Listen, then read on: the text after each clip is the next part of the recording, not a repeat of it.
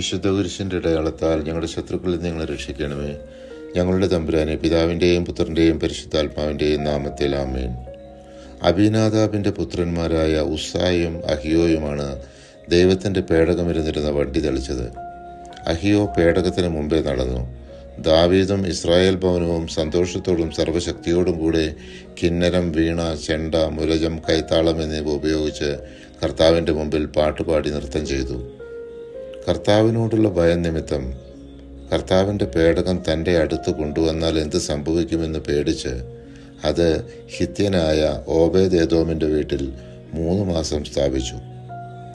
ദൈവത്തിൻ്റെ പേടകം നിമിത്തം കർത്താവ് ഓബേദ്-ഏദോമിൻ്റെ കുടുംബത്തെയും അവനുള്ള സകലത്തെയും അനുഗ്രഹിച്ചു എന്ന് ദാവീദ് അറിഞ്ഞതിന് ശേഷം പേടകം അവിടെ നിന്ന് ദാവീദിൻ്റെ നഗരത്തിലേക്ക് സന്തോഷപൂർവ്വം കൊണ്ടുവന്നു. ദാവീദ് കർത്താവിൻ്റെ മുമ്പാകെ സർവശക്തിയോടും കൂടി നൃത്തം ചെയ്തു.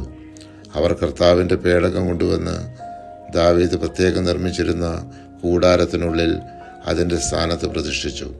ദാവീദ് കർത്താവിൻ്റെ മുമ്പിൽ ദഹനബലികളും സമാധാന ബലികളും അർപ്പിച്ചു.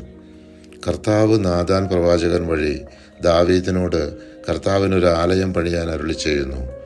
ഇസ്രായേൽ ജനത്തെ ഈജിപ്തിൽ നിന്ന് കൊണ്ടുവന്നത് മുതൽ കൂടാരത്തിൽ വസിച്ചുകൊണ്ട് ഞാനും സഞ്ചരിക്കുകയായിരുന്നു. അതുകൊണ്ട് നീ ഇപ്പോൾ എൻ്റെ ദാസനായ ദാവീദിനോട് പറയണം, സൈന്യങ്ങളുടെ കർത്താവ് അരുളി ചെയ്യുന്നു, ആട്ടിടയനായിരുന്ന നിന്നെ മേച്ചിൽ സ്ഥലത്ത് നിന്നെടുത്ത് എൻ്റെ ജനമായ ഇസ്രായേലിന് അധിപനായി ഞാൻ നിയമിച്ചു. നീ പോയിടത്തെല്ലാം ഞാൻ നിന്നോടുകൂടി ഉണ്ടായിരുന്നു. നിന്റെ മുമ്പിൽ നിന്റെ ശത്രുക്കളെയെല്ലാം ഞാൻ നശിപ്പിച്ചു. ഭൂമിയിലുള്ള മഹാത്മാക്കളെപ്പോലെ നിന്നെ ഞാൻ മഹാനാക്കും. അവൻ എനിക്ക് ആലയം പണിയും. അവൻ്റെ രാജസിംഹാസനം ഞാൻ എന്നേക്കും സ്ഥിരപ്പെടുത്തും. ഞാൻ അവന് പിതാവും അവൻ എനിക്ക് പുത്രനുമായിരിക്കും. അവൻ തെറ്റ് ചെയ്യുമ്പോൾ മാനുഷികമായ ദണ്ടും ചമ്മട്ടിയും ഉപയോഗിച്ച് ഞാൻ അവനെ ശിക്ഷിക്കും.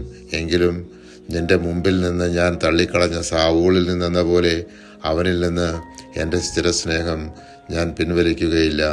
2 സാമുവേൽ 7-ാം 13 മുതൽ 15 വരെയുള്ള തിരുവചനങ്ങൾ. പരിശുദ്ധാത്മാവെ, തിരുവചനത്തിൻ്റെ അനന്തശക്തിയാൽ ആത്മാവിൻ്റെ ഫലങ്ങളും ദാനങ്ങളും നൽകി തീക്ഷ്ണതയാൽ ഞങ്ങളെ ജ്വലിപ്പിക്കണമേ. ആമേൻ.